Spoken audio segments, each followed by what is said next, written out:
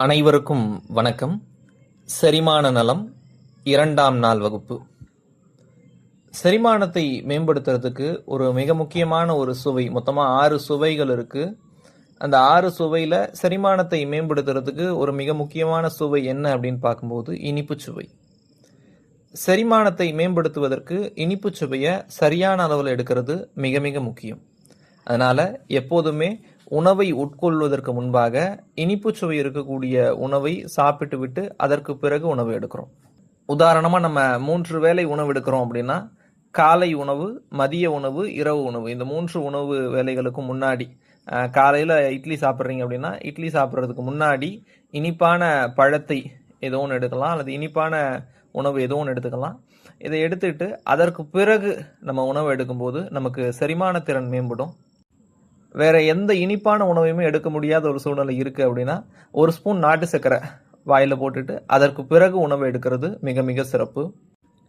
செரிமான தொந்தரவுல மலச்சிக்கல் ஏன் ஏற்படுகிறது, அதற்கான தீர்வு என்ன அப்படிங்கிறத இன்றைய வகுப்புல நம்ம விளக்கமா பார்க்க போறோம். பொதுவா மலச்சிக்கல் ஏற்படுறதுக்கான காரணங்கள் என்னென்ன அப்படிங்கிறத நம்ம பார்க்கும்போது முதல் மற்றும் மிக முக்கியமான காரணி மனம் சார்ந்தது. அதாவது யாருக்கெல்லாம் மன உளைச்சல், மனம் சார்ந்த கவலை அதிகமாக இருக்கோ அந்த நபர்களுக்கு மலச்சிக்கல் ஏற்படுறதுக்கான வாய்ப்பு மிக மிக அதிகம்.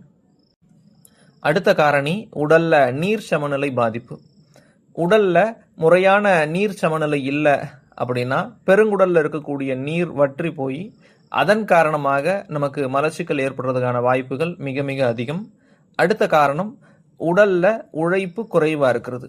அதாவது தினமும் காலையில உடற்பயிற்சி செய்ய வேண்டியது, ஏதோ ஒரு உடற்பயிற்சி, அது யோகாவா இருக்கலாம், மற்ற பயிற்சிகளா இருக்கலாம், ஏதோ ஒரு உடற்பயிற்சியை தினமும் காலை 1 மணி நேரம் செய்வது மிக மிக முக்கியம். அடுத்ததான் நம்ம பார்க்கக்கூடியது இருவேளை உணவுகளுக்கு மத்தியில சில சிற்றுண்டிகளை உண்ணுவது. அதாவது காலை உணவு, மதிய உணவு இருக்கு அப்படின்னா காலை உணவுக்கும் மதிய உணவுக்குமான இடைவேளை அப்படிங்கிறது சரியா கொடுக்கணும். நம்ம என்ன செய்வோம் அப்படின்னா காலை உணவு எடுப்போம், எடுத்த ஒரு அரை மணி நேரத்துலயோ 1 மணி நேரத்துலயோ ஏதோ ஒரு தின்பண்டங்களை எடுத்துக்கிறோம், சிற்றுண்டிகளை எடுத்துக்கிறோம், இல்லை டீ குடிக்கிறோம். அடுத்த ஒரு 1 மணி நேரத்துல இன்னொரு உணவை எடுத்துக்கிறோம், திரும்பவும் மதிய உணவுக்கு போயிடுறோம். அப்ப ஒரு உணவுக்கும் இன்னொரு உணவுக்கும் நடுவுல ஒரு கேப், நம்ம ஒரு இடைவேளை நம்ம கொடுக்கறதே இல்லை. அதனால உணவு சரியா செரிமானமாகாம போகிறதுக்கான வாய்ப்பு மிக மிக அதிகம்.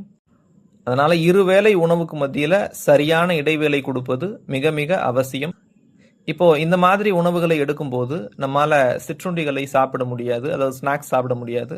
அதற்கு என்ன தீர்வு அப்படின்னு பார்க்கும்போது பொதுவா சிற்றுண்டிகளை உண்பதற்கு, ஸ்நாக்ஸ் சாப்பிட்றதுக்கு தனியா ஒரு நேரத்தை ஒதுக்காம உணவோடு சேர்த்து அந்த சிற்றுண்டிகளை எடுக்கிறது அப்படிங்கிறது ஒரு சிறந்த முறை. இதை எப்படி சொல்லணும் அப்படின்னு, உதாரணமாக வீட்டில் செய்த ஒரு ரவா லட்டு நீங்கள் வீட்டில் ஒரு சிற்றுண்டியாக எடுக்க விரும்புகிறீங்க அப்படின்னா உணவு எடுக்கிறோம், காலை உணவு எடுக்கிறோம், அந்த உணவோடு சேர்த்து ஒரு ரவா லட்டு எடுத்துட்டா தப்பு கிடையாது. அதுக்குன்னு ஒரு நேரத்தை ஒதுக்காமல் எப்போதும் சாப்பிடக்கூடிய உணவோடு சேர்த்து சிற்றுண்டிகளை எடுக்கிறது அப்படிங்கிறது ஒரு மிகச்சிறந்த முறை. இதுவரைக்கும் மலச்சிக்கலுக்கான காரணங்களை பார்த்தோம். இதற்கு பிறகு அதை எப்படி சரி செய்வது அப்படிங்கிறத பார்க்க போகிறோம்.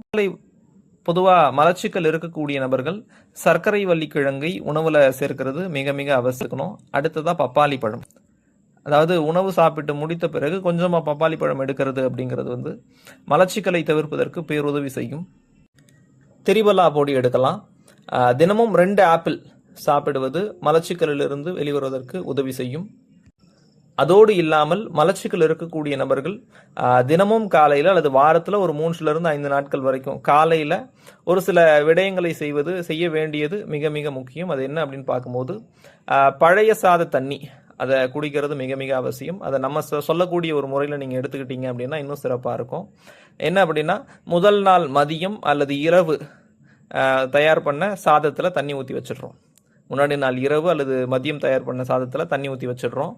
அதில் கொஞ்சமாக அப்படிங்கிறதுல ஒரு கைப்பிடி அளவில் பாதி அளவு வெந்தயம் சேர்த்துக்கிறோம். வெந்தயம் அந்த தண்ணியில் போட்டு ஊற வச்சிடுறோம். சாதம், தண்ணி, வெந்தயம் 3மே இருக்குது, அதில் ஊற வச்சிடுறோம். அடுத்த நாள் காலையில் எடுத்து என்ன செய்ய போகிறோம் அப்படின்னா காலை வெறும் வயிற்றில் நல்லா அந்த வெந்தயம் இருக்கக்கூடிய அந்த பழைய சோற்று தண்ணியை நல்லா பிணைஞ்சு அதில் இருக்கக்கூடிய சாதத்தை மட்டும் வடிகட்டி தனியாக எடுத்து வச்சிடறோம், தண்ணியை தனியாக எடுத்துக்கிறோம். அந்த தண்ணீரை நம்ம குடிக்க போகிறோம். தேவையான அளவுக்கு உப்பு சேர்த்துட்டு தண்ணியை காலையில் வெறும் வயிற்றில் நல்லா உமிழ்நீர் கலக்கும்படியாக நன்றாக சுவைத்து குடிக்க போகிறோம். அதை குடித்த ஒரு 1/2 மணி நேரத்திலிருந்து 1 மணி நேரத்துக்குள்ள மலம் கழிக்க வேண்டிய உணர்வு ஏற்படும். ஏற்கனவே மலம் கழித்தவர்களா இருந்தா கூட இந்த மாதிரியான ஒரு முறையில நீங்க தண்ணி குடிச்சீங்க அப்படின்னா, அடுத்த சில மணி நேரங்கள்ல மலம் கழிக்க வேண்டிய உணர்வு ஏற்படலாம். அப்படி ஏற்பட்டுச்சு அப்படின்னா, நம்ம முறையா மலம் கழிக்கல அப்படிங்கிறது தான் அதனுடைய பொருள். ஆக இந்த செய்திகள் எல்லாருக்குமே பயனுள்ளதா அமையும் என்று நம்புகிறேன். நன்றி.